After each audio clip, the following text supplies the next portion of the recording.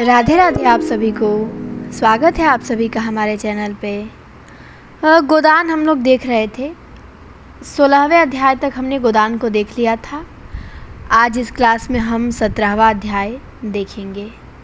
16वें अध्याय में हमने देखा था कि राय साहब ओमकार नाथ को मना करते हैं अपने बारे में जो कंप्लेन रहती है आसामियों के ख़िलाफ़ वो छापने के लिए।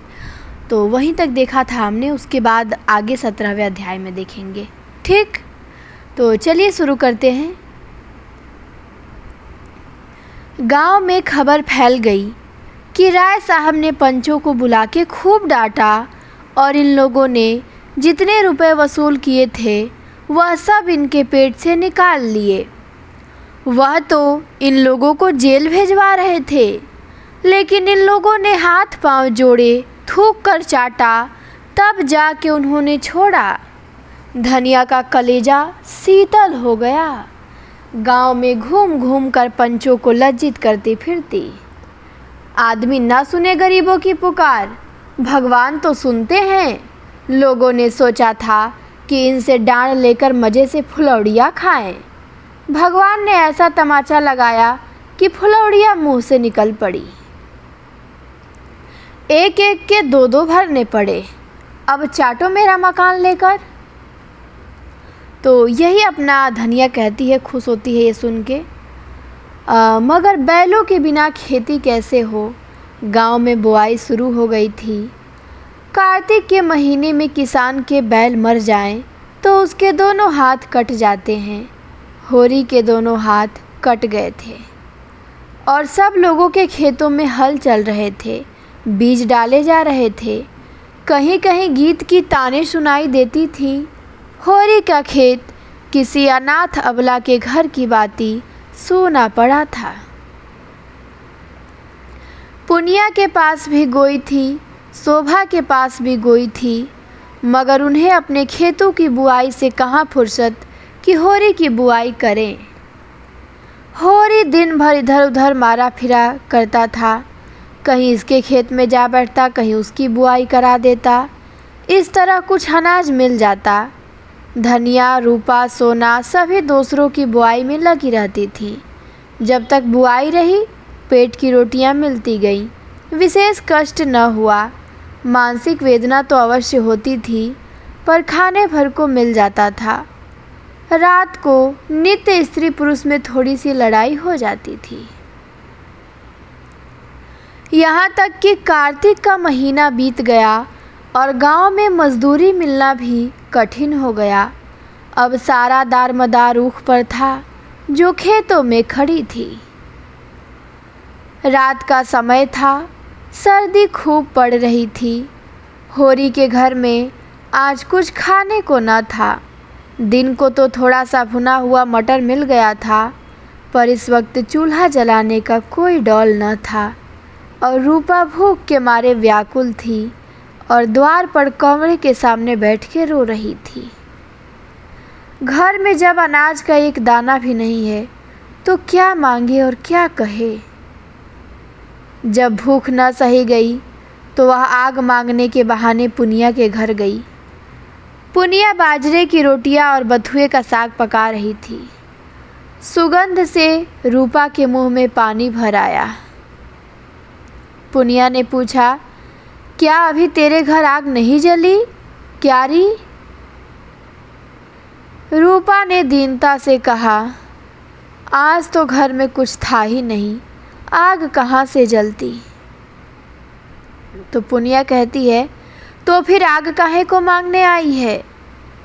तो रूपा बोलती है, दादा तमाकू पिएंगे।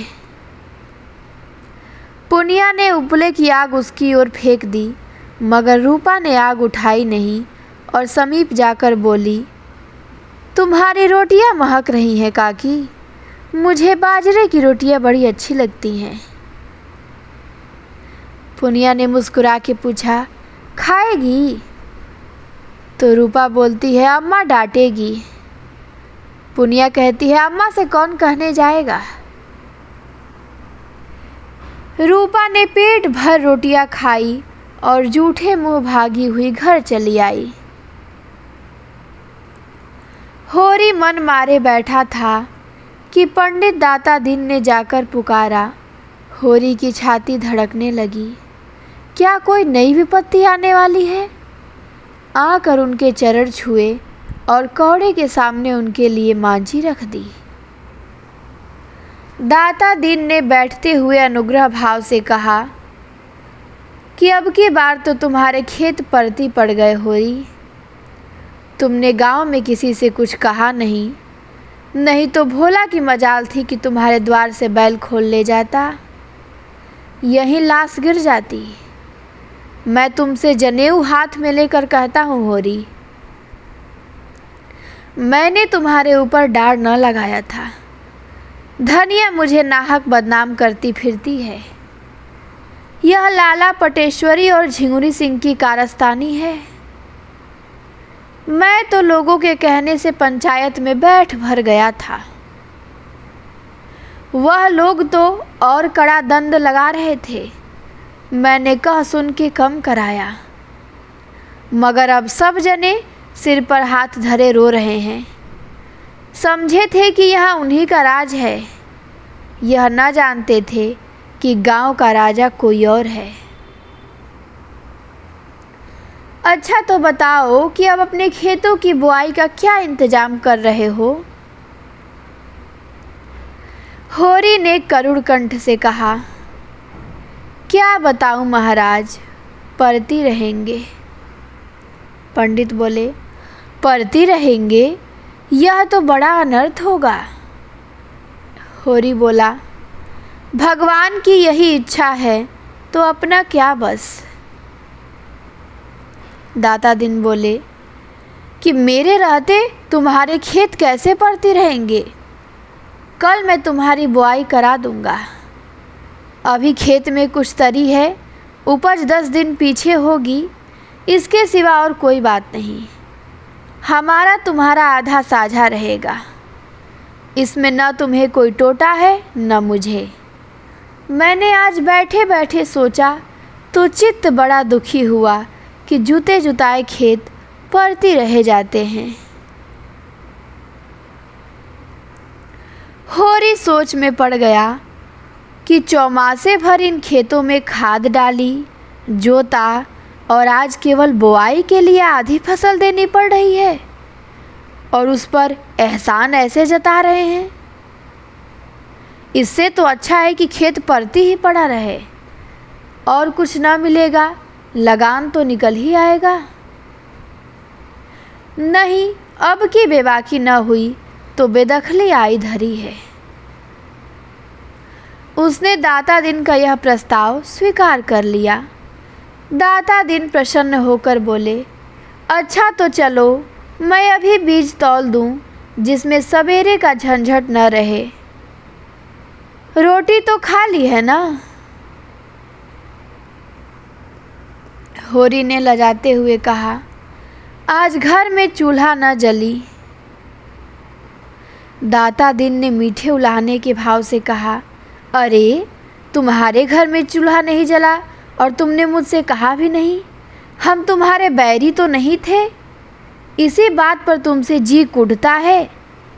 अरे भले आदमी, इसमें लाज शर्म की कौन बात है?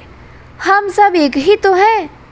तुम शूद्र हुए तो क्या, हम ब्राह्मण हुए तो क्या, हैं तो सब एक ही घर के। दिन सबके बराबर नहीं जाते। कौन जाने कल मेरे ही ऊपर कोई संकट आ पड़े तो मैं तुमसे अपना दुख न कहूँगा तो किससे कहूँगा? अच्छा जो हुआ चलो, बेंग ही के साथ तुम्हें मन दो मन अनाज खाने को भी तौल दूंगा।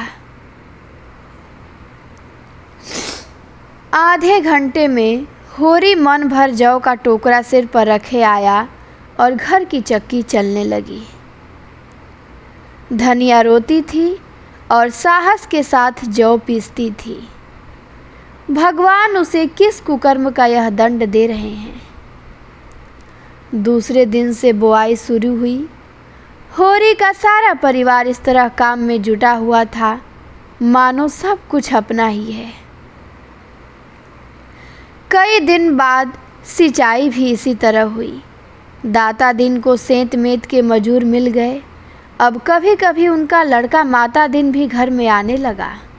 जवान आदमी था, बड़ा रसिक और बातचीत का मीठा। दाता दिन जो कुछ छीन झपट कर लाते थे वह उसे भांग बूटी में उड़ाता था।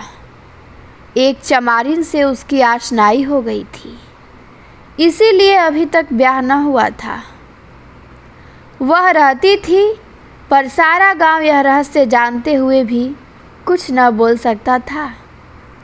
हमारा धर्म है हमारा भोजन, भोजन पवित्र रहे फिर हमारे धर्म पे आँच नहीं आ सकती। रोटियां ढाल बनकर अधर्म से हमारी रक्षा करती हैं।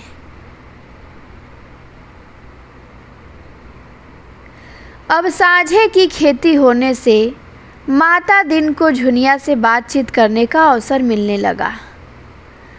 वह ऐसे दाव से आता जब घर के में झुनिया के सिवा और कोई न होता, कभी किसी बहाने से कभी किसी बहाने से। झुनिया रूपवती तो न थी, लेकिन जवान थी और उसकी चमारिन प्रेमिका से अच्छी थी। कुछ दिन शहर में भी रह चुकी थी, पहनना ओढ़ना बोलना चालना जानती थी और लज्जाशील भी थी, जो स्त्री का सबसे बड़ा आकर्षण है। माता दिन कभी कभी उसके बच्चे को गोद में उठा लेता और प्यार करता तो झुनिया निहाल हो जाती थी। एक दिन माता दिन ने झुनिया से कहा, तुम क्या देखकर गोबर के साथ आई झुना? झुनिया ने लजाते हुए कहा, भाग खींच लाया महाराज, और क्या कहूँ।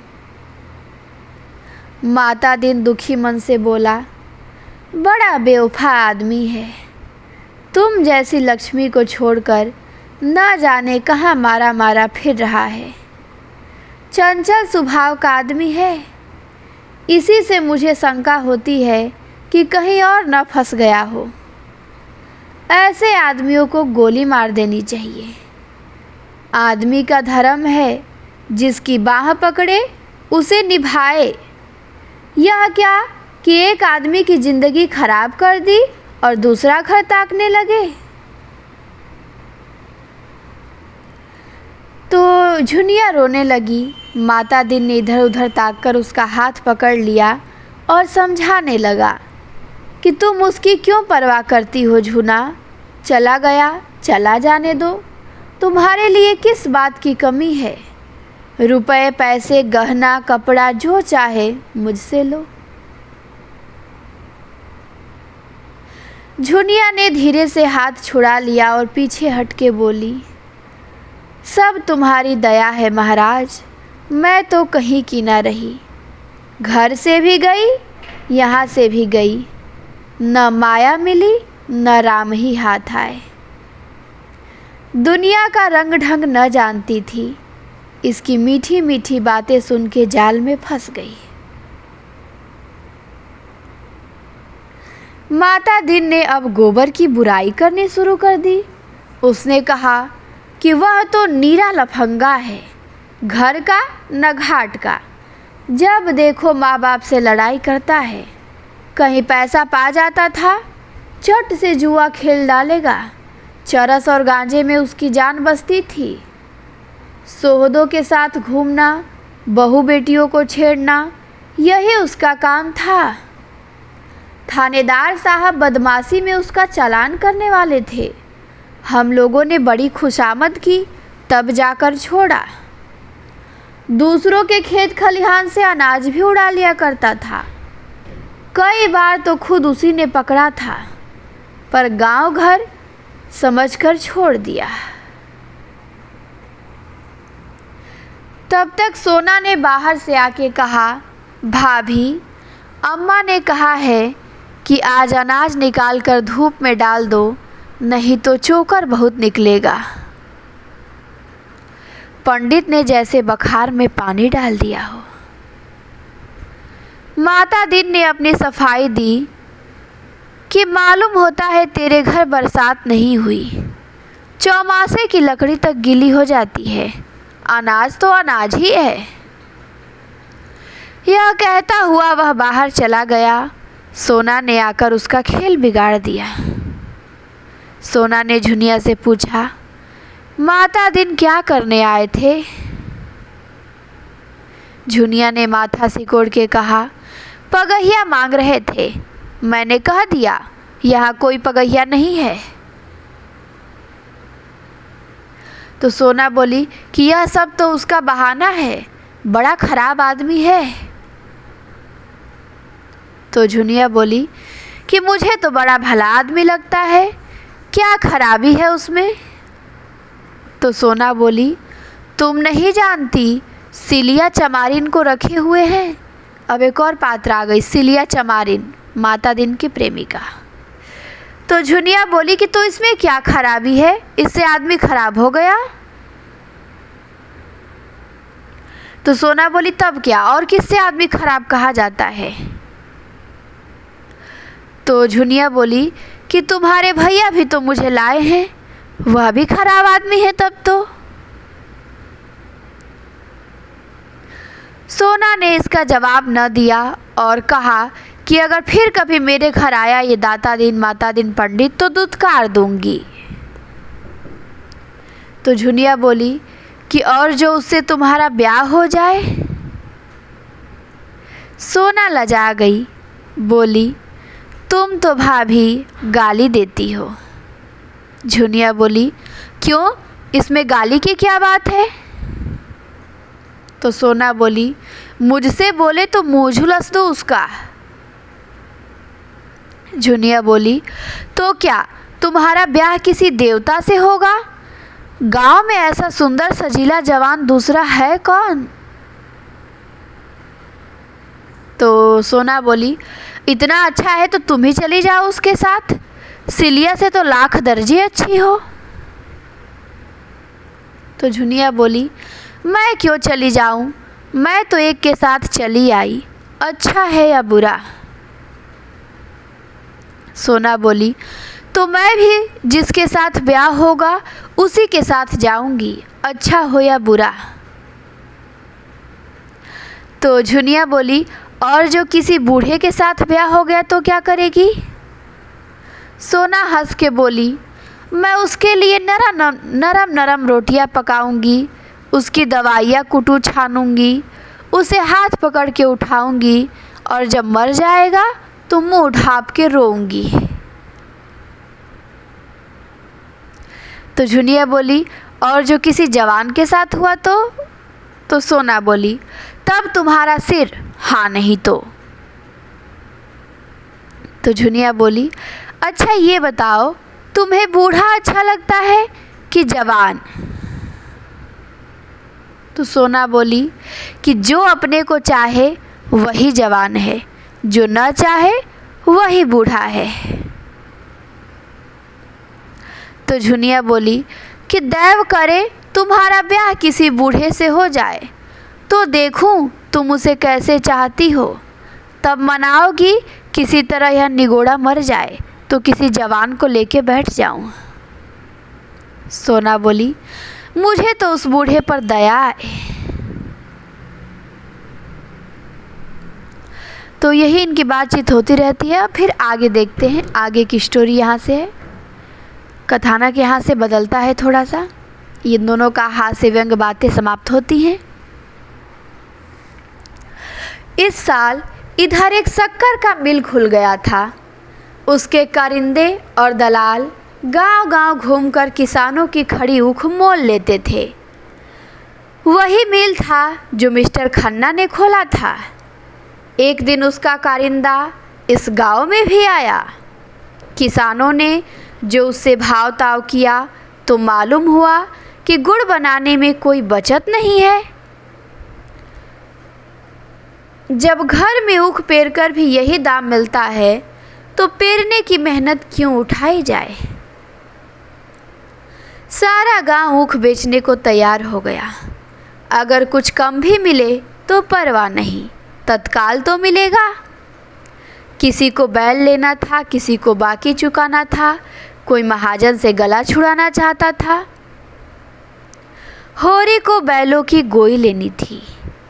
अब की ऊख की पैदावार अच्छी न थी, इसीलिए यह डर भी था कि माल न पड़ेगा। और जब गुड़ के भाव मील की चीनी मिलेगी तो गुड़ लेगा ही कौन। सभी ने बयाने ले लिए। होरी के कम से कम 100 रुपये की आशा थी, इसमें एक मामूली गोई आ जाएगी। लेकिन महाजनों का क्या करे। दाता दीन, मंगरू, दुलारी, झिंगुरी सिंह सभी तो प्राण खा रहे थे। अगर महाजनों को देने लगेगा तो 100 रुपये सूद भर को भी न होंगे। कोई ऐसी जुगत न सूझती थी कि ऊख के रुपए हाथ आ जाए और किसी की खबर न हो। जब बैल घर में आ जाएंगे तो कोई क्या कर लेगा। गाड़ी लदेगी तो सारा गांव देखेगा ही। तौल पर जो रुपए मिलेंगे वह सबको मालूम हो जाएंगे। संभव है कि मंगरू और दाता दिन हमारे साथ साथ रहें। इधर रुपए मिले, उधर उन्होंने गर्दन पकड़ी। शाम को गिरधर ने पूछा, तुम्हारी ऊख कब तक जाएगी होरी काका? होरी ने भी झांसा दिया, अभी तो कुछ ठीक नहीं है भाई, तुम कब तक ले जाओगे? गिरधर ने भी झांसा दिया कि अभी तो मेरा भी कुछ ठीक नहीं है काका। और लोग भी इस तरह की उड़न झाइयाँ बताते थे और किसी को किसी पर विश्वास न था। झिंगुरी सिंह के सभी ऋणिया थे और सबकी यही इच्छा थी कि झिंगुरी सिंह के हाथ रुपए न पड़ने पाए, नहीं वह सबका हजम कर जाएगा। और जब दूसरे दिन असामी फिर रुपए मांगने जाएगा तो नया कागज, नया नजराना, नई तहरीर सब लाके दे देगा। दूसरे दिन शोभा आकर बोला होरी से, दादा कोई ऐसा उपाय करो कि झिंगुरी को हैजा हो जाए, ऐसा गिरे कि फिर न उठे। होरी ने मुस्कुरा के कहा, ऐसा क्यों कहते हो, उसके बाल बच्चे नहीं हैं क्या? शोभा बोला, उसके बाल बच्चों को देखे कि अपने बाल बच्चों को। वह तो 2-2 मेहरियों को आराम से रखता है, यहाँ तो एक को रूखी रोटी भी मयस्सर नहीं। सारी जमा ले लेगा, एक पैसा भी घर न लाने देगा। होरी बोला कि मेरी भी तो हालत खराब है भाई, अगर रुपए हाथ से निकल गए तो तबाह हो जाऊंगा। गोई के बिना तो काम न चलेगा। शोभा बोला कि अभी तो 2-3 दिन ऊख ढोते लगेंगे। जो ही सारी ऊख पहुंच जाए, जमींदार से कहे कि भैया कुछ ले ले, मगर ऊख चटपट तौल दे, दाम पीछे देना भले ही। और इधर झिंगुरी सिंह से कह देंगे कि अभी रुपए नहीं मिले। होरी ने विचार करके कहा कि झिंगुरी सिंह हमसे तुमसे कई गुना चतुर है शोभा। जाकर मुनीम से मिलेगा और उसी से रुपए ले लेगा, हम तुम ताकते रह जाएंगे। जिस खन्ना बाबू का मिल है ना, उन्हीं खन्ना बाबू की महाजनी कोठी भी है, दोनों एक हैं। शोभा निराश होकर बोला, ना जाने इन महाजनों से भी कभी गला छूटेगा कि नहीं। होरी बोला, इस जन्म में तो कोई आशा नहीं है भाई। हम राज नहीं चाहते, भोग विलास नहीं चाहते, खाली मोटा झोटा पहनना और मोटा झोटा खाना और मर्जात के साथ रहना चाहते हैं, वह भी नहीं सधता। शोभा ने धूर्तता के साथ कहा कि मैं तो दादा इन सबों को अब की चकमा दूंगा। जमादार को कुछ दे दिलाकर इसी बात पर राजी करा लूँगा कि रुपए के लिए हम खूब दौड़ाए। झिंगुरी कहाँ तक दौड़ेंगे? होरी ने हंसकर कहा, यह सब कुछ न होगा भैया, कुशल इसी में है कि झिंगुरी सिंह के हाथ पांव जोड़ो, हम जाल में फंसे हुए हैं, जितना ही फड़फड़ाओगे उतना ही और जकड़ते जाओगे। शोभा बोला, तुम तो दादा बूढ़ों की सी बातें कर रहे हो। कटघरे में फंसे बैठे रहना तो कायरता है। फंदा और जकड़ जाए बला से, पर गला छुड़ाने के लिए जोर तो लगाना ही पड़ेगा। यही तो होगा, झिंगुर सिंह घर द्वार नीलाम करा लेंगे। करा ले नीलाम। मैं तो चाहता हूँ कि हमें कोई रुपए न दे, हमें भूखों मरने दे, लाते खाने दे, एक पैसा भी उधार न दे। लेकिन पैसे वाले उधार न दे तो सूद कहाँ से पाए। एक हमारे ऊपर दावा करता है तो दूसरा हमें कुछ कम सूद पर रुपए उधार देकर अपने जाल में फंसा लेता है। मैं तो उसी दिन रुपए लेने जाऊंगा जिस दिन झिंगुरी कहीं चला गया होगा। होरी का मन भी विचलित हुआ, बोला, हाँ यह भी ठीक ही कह रहे हो। शोभा बोला, ऊख तुलवा देंगे और रुपए दांव घात देख कर ले आएंगे। होरी बोला, बस बस यही चाल चलो। दूसरे दिन प्रातः गांव के कई आदमियों ने ऊख काटनी शुरू की। होरी भी अपनी खेत में गड़ासा लेकर पहुंचा। उधर से शोभा भी उसकी मदद को आया। पुनिया, झुनिया, धनिया, सोना सभी खेत में जा पहुंची। कोई ऊख काटता था, कोई छिलता था, कोई पूले बांधता था। महाजनों ने जो ऊखें कटते देखी तो पेट में चूहे दौड़े। एक तरफ से दुलारी दौड़ी, दूसरी तरफ से मंगरू साह, तीसरी ओर से माता दीन और पटेश्वरी और झिंगरू के पियादे दौड़े। दुलारी हाथ पांव में मोटे मोटे चांदी के कड़े पहने, कानों में सोने के झुमके, आंखों में काजल लगाए, बूढ़े यौवन को रंगे रंगाए आकर बोली, पहले मेरे रुपए दे दो तब ऊख काटने दूंगी। मैं जितनी ही गम खाती हूँ उतना ही तुम शेर होते हो। 2 साल से एक धेला सूद नहीं दिया, 50 तो मेरे सूद के होते हैं। होरी ने घिघिया कर कहा, भाभी ऊख काट लेने दो, इनके रुपए मिलते हैं तो जितना हो सकेगा तुमको भी दूंगा। कहीं गांव छोड़ के भागा थोड़ी जाता हूँ, न इतनी जल्दी मौत ही आती है। खेत में खड़ी ऊख तो रुपए न देगी। दुलारी ने उसके हाथ से गड़ासा छीन के कहा कि नियत इतनी खराब हो गई है तुम लोगों की, तभी तो बरकत नहीं होती। आज 5 साल हुए होरी ने दुलारी से 30 रुपए लिए थे। 3 साल में उसके 100 रुपए हो गए, तब स्टाम्प लिखा गया। 2 साल में उस पर 50 रुपए सूद चढ़ गया था। होरी बोला, सहुआइन, नियत तो कभी खराब नहीं की, और भगवान चाहेंगे तो पाई पाई चुका दूंगा। हाँ आजकल तंग हो गया हूँ, जो चाहे कह लो। सहुआइन को जाते देर नहीं हुई कि मंगरू साया पहुँचे।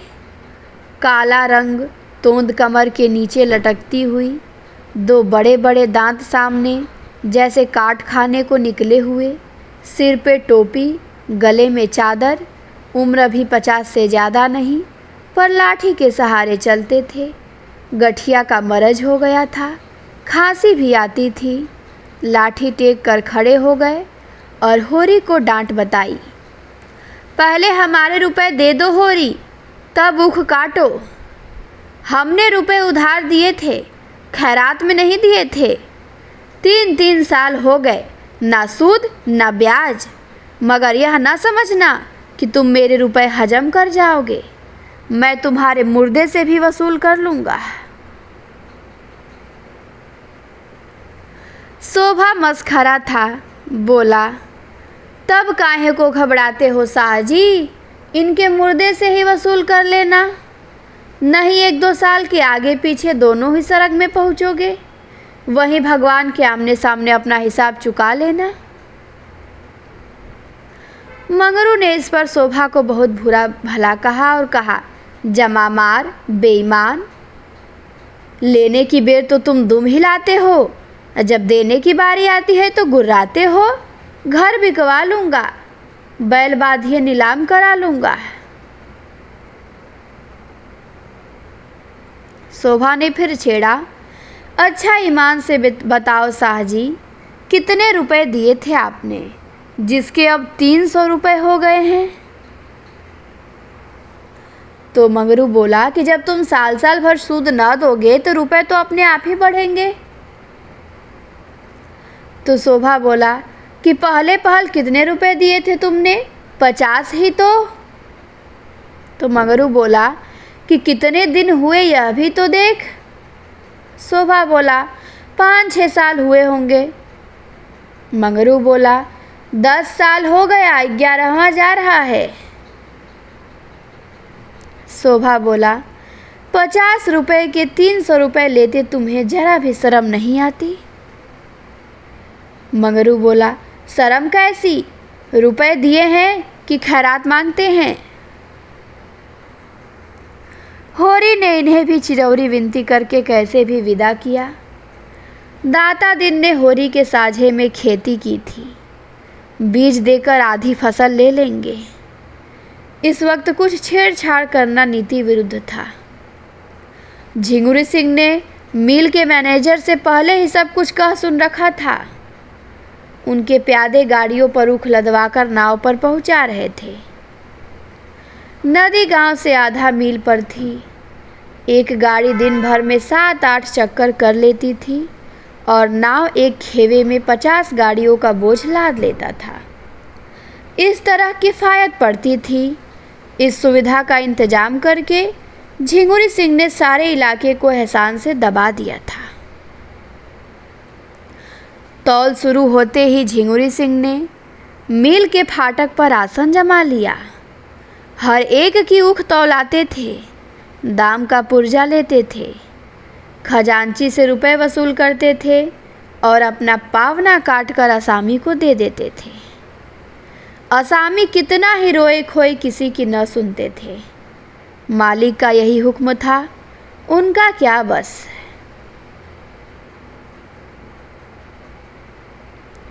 होरी को 120 रुपए मिले थे उसकी ऊख के।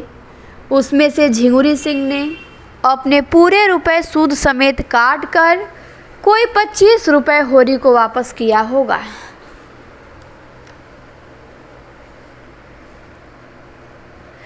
होरी ने रुपए की ओर उदासीन भाव से देखकर कहा,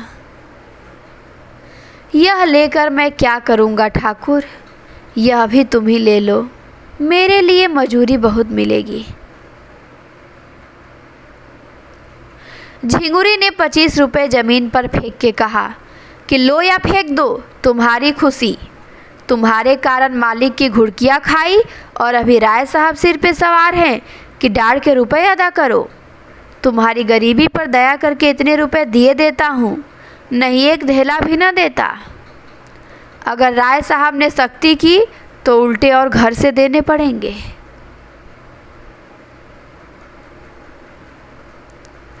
होरी ने धीरे से रुपए उठा लिए और बाहर निकला कि नोखेराम ने ललकारा।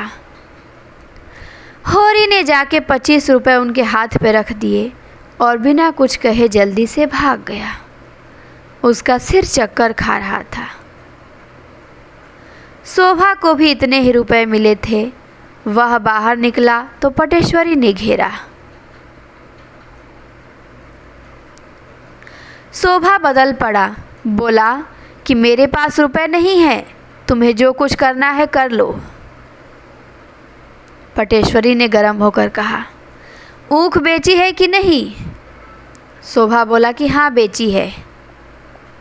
तो पटेश्वरी बोला कि तुम्हारा यही वादा तो था कि ऊख बेचकर रुपए दूंगा। शोभा बोला कि हाँ था तो। पटेश्वरी बोला, फिर क्यों नहीं देते, और सब लोगों को दिए हैं कि नहीं? तो शोभा बोला कि हाँ दिए हैं।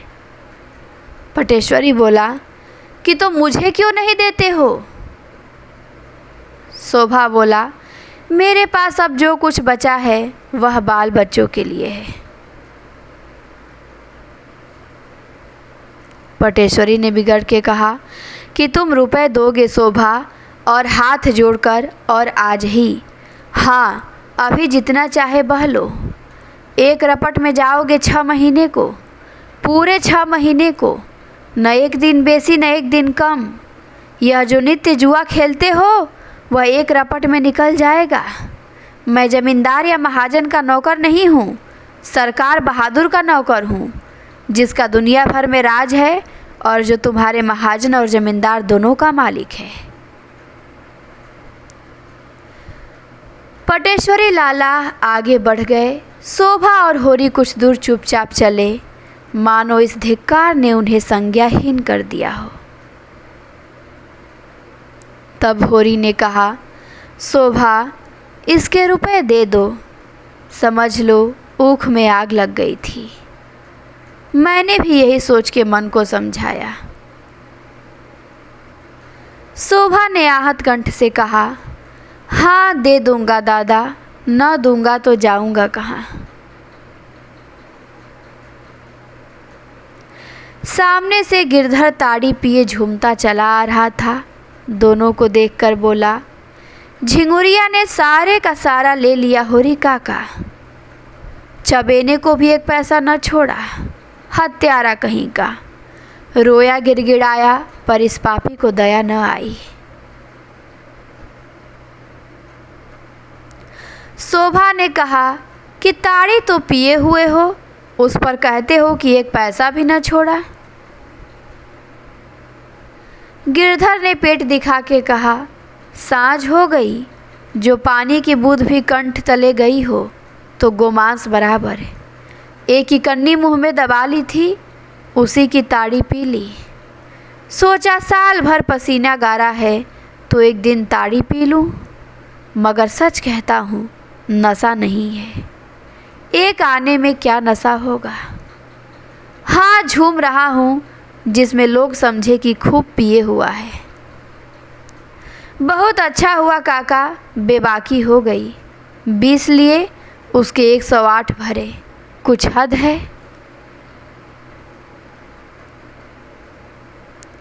होरी घर पहुंचा तो रूपा पानी लेकर दौड़ी, सोना चिलम भर के लाई। धनिया ने चबेना और नमक लाकर रख दिया और सभी आशा भरी आंखों से उसकी ओर ताकने लगी। झुनिया भी चौखट पे आके खड़ी हुई थी। होरी उदास बैठा था। कैसे मुंह माथा धोए, कैसे चबेना खाए। ऐसा लज्जित और ग्लानित था मानो हत्या करके आया हो। धनिया ने पूछा, कितने तौल हुई? 120 मिले, पर वहीं लुट गए, धेला भी न बचा। होरी बोला। धनिया सिर से पांव तक भस्म हो उठी। मन में ऐसा उद्वेग उठा कि अपना मुंह नोच ले। बोली, तुम जैसा घामड़ आदमी भगवान ने क्यों रचा? कहीं मिलते तो उनसे पूछती कि तुम्हारे साथ सारी जिंदगी तलक हो गई, भगवान मौत भी नहीं देते कि जंजाल से जान छूटे। उठा के सारे रुपए बहनोइयों को दे दिए। अब और कौन आमदनी है जिससे गोई आएगी? हल में क्या मुझे जोतोगे या अपने आप जुतोगे? मैं कहती हूँ तुम बूढ़े हुए, तुम्हें इतनी अकल भी नहीं आई कि गोई भर के रुपए तो निकाल लेते। कोई तुम्हारे हाथ से छीन थोड़े लेता। पूस की यह ठंड और किसी की देह पर लत्ता नहीं। ले जाओ सबको नदी में डुबो दो। सिसक सिसक कर मरने से तो एक दिन मर जाना अच्छा है। कब तक पुआल में घुस के रात काटेंगे? और पुआल में घुस भी ले तो पुआल खाकर तो न जाएगा।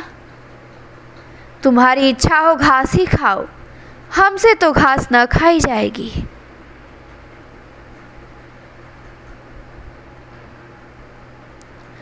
यह कहते कहते वह मुस्कुरा पड़ी। इतनी देर में उसकी समझ में यह बात आने लगी थी कि महाजन जब सिर पे सवार हो जाए और अपने हाथ में रुपए हो और महाजन जानता हो कि इसके पास रुपए हो तो आसामी कैसे अपनी जान बचा सकता है। होरी बेचारा सिर नीचा किए अपने भाग्य को रो रहा था। धनिया का मुस्कुराना उसे न दिखाई दिया। बोला, मजूरी तो मिलेगी, मजूरी करके खाएंगे।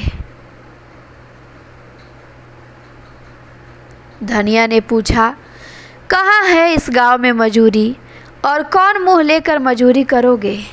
महतो नहीं कहलाते?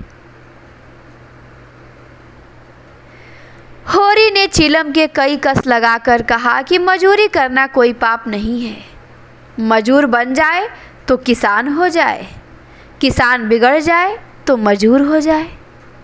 मजूरी करना भाग्य में न होता तो यह सब विपद क्यों आती, क्यों गाय मरती और क्यों नालायक लड़का निकल जाता। धनिया ने बहू और बेटियों को ओर देख के कहा कि तुम सब की सब क्यों घेरे खड़ी हो, जाकर अपना अपना काम देखो। वह और है जो हाट बाजार से आते हैं तो बाल बच्चों के लिए 2-4 पैसे की कोई चीज़ें ले आते हैं। यहाँ तो यह लोभ लगा रहा होगा कि रुपए तुड़ाएं कैसे, एक कम न हो जाएगा। इसी से इनकी कमाई में बरकत नहीं होती। जो खर्च करते हैं उन्हें मिलता है, जो ना खा सके ना पहन सके उन्हें रुपए मिले ही क्यों, जमीन में गाड़ने के लिए।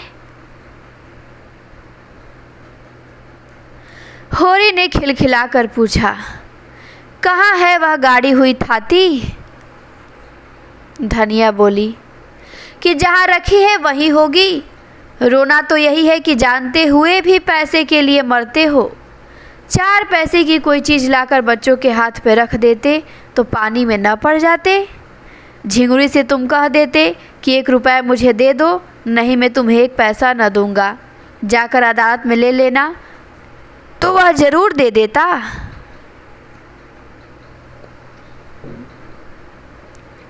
होरी लज्जित हो गया कि अगर वह झल्ला कर 2500 रुपये नोखे राम को न देता तो नोखे क्या कर लेते। बहुत होता बकाया पर 2-4 आना सूद ले लेता, मगर अब तो चूक हो गई ना। झुनिया ने भीतर जाके सोना से कहा कि मुझे दादा पर बड़ी दया आती है। बेचारे दिन भर के थके मांदे घर आए तो अम्मा कोसने लगी। महाजन गला दबाए था तो क्या करते बेचारे। तो सोना बोली कि तो बैल कहाँ से आएंगे। झुनिया बोली कि महाजन अपने रुपए चाहता है, उसे तुम्हारे घर के दुखड़ों से क्या मतलब। सोना बोली कि अम्मा वहाँ होती ना तो महाजन को माजा चखा देती, अभागा रोकर रह जाता। झुनिया ने दिल लगी की कि तो यहाँ रुपए की कौन कमी है, तुम महाजन से जरा हंसकर बोल दो, देखो सारे रुपए छोड़ देता है कि नहीं। सच कहती हूँ दादा का सारा दुख दलिदर दूर हो जाए। सोना ने दोनों हाथों से उसका मुंह दबा के कहा, बस चुप ही रहना, नहीं कहे देती हूँ। अभी जाकर अम्मा से माता दिन की सारी कलई खोल दूँ तो रोने लगोगी। झुनिया ने पूछा, क्या कह दोगी अम्मा से? कहने को कोई बात भी तो हो। जब वह किसी बहाने से घर में आ जाते हैं तो क्या कह दूं कि निकल जाओ। फिर मुझसे कुछ ले तो नहीं जाते, कुछ अपना दे ही जाते हैं। सिवाय मीठी मीठी बातों के वह झुनिया से कुछ नहीं पा सकते, और वह अपनी मीठी बातों के महंगे दामों बेचना भी मुझे आता है। मैं ऐसी अनाड़ी नहीं हूँ कि किसी के झांसे में आ जाऊँ। हाँ, जब जान जाऊँगी कि तुम्हारे भैया ने वहाँ किसी को रख लिया है तब की नहीं चलाती, तब मेरे ऊपर किसी का कोई बंधन न रहेगा। अभी तो मुझे विश्वास है कि वह मेरे हैं और मेरे कारण उन्हें गली गली ठोकर खाना पड़ रहा है। हंसने बोलने की बात न्यारी है, पर मैं उनसे विश्वासघात न करूँगी। जो 1 से 2 का हुआ वह किसी का नहीं रहता। शोभा ने आकर होरी को पुकारा और पटेश्वरी के रुपए उसके हाथ में रखकर बोला, भैया तुम जाकर ये रुपए लाला को दे दो, मुझे उस घड़ी न जाने क्या हो गया था। होरी रुपए लेकर उठा ही था कि शंख की ध्वनि कानों में आई। गांव के उस सिरे पर ध्यान सिंह नाम के एक ठाकुर रहते थे। पलटन में नौकर थे और कई दिन हुए 10 साल के बाद रजा लेकर आए थे। बगदाद, अदन, सिंगापुर, बर्मा चारों तरफ घूम चुके थे। अब ब्याह करने की धुन में थे, इसीलिए पूजा पाठ करके ब्राह्मणों को प्रसन्न रखना चाहते थे। होरी ने कहा, जान पड़ता है 7 अध्याय पूरे हो गए, आरती हो रही है। शोभा बोला, हाँ जान तो पड़ा है, चलो आरती ले लो। होरी ने चिंतित भाव से कहा, तुम जाओ, मैं थोड़ी देर में आता हूँ। ध्यान सिंह जिस दिन आए थे, सबके घर सेर भर मिठाई बैना भेजी थी। होरी से जब कभी रास्ते में मिल जाते, कुशल पूछते। उनकी कथा में जाकर आरती में कुछ न देना अपमान की बात थी। आरती का थाल उन्हीं के हाथ में होगा, उनके सामने होरी कैसे खाली हाथ आरती ले लेगा। इससे तो कहीं अच्छा यह है कि वह कथा में जाए ही ना। इतने आदमियों में उन्हें क्या याद आएगी कि होरी नहीं आया। कोई रजिस्टर लिए तो बैठे नहीं हैं कि कौन आया कौन नहीं आया। वह जाकर खाट पर लेटा रहा, मगर उसका हृदय महसूस महसूस कर रह जाता था। उसके पास 1 रुपया भी नहीं है, तांबे का 1 पैसा भी नहीं, कि आरती के पुण्य और महात्म्य का उसे बिल्कुल ध्यान न था। बात थी केवल व्यवहार की। ठाकुर जी की आरती तो वह केवल श्रद्धा की भेंट देकर ले सकता था, लेकिन मर्यादा कैसे तोड़े, सबकी आंखों में हेठा कैसा बने। सहसा वह उठ बैठा। क्यों मर्यादा की गुलामी करे, मर्यादा के पीछे आरती का पुण्य क्यों छोड़े। लोग हंसेंगे, हंस ले, उसे परवाह नहीं है।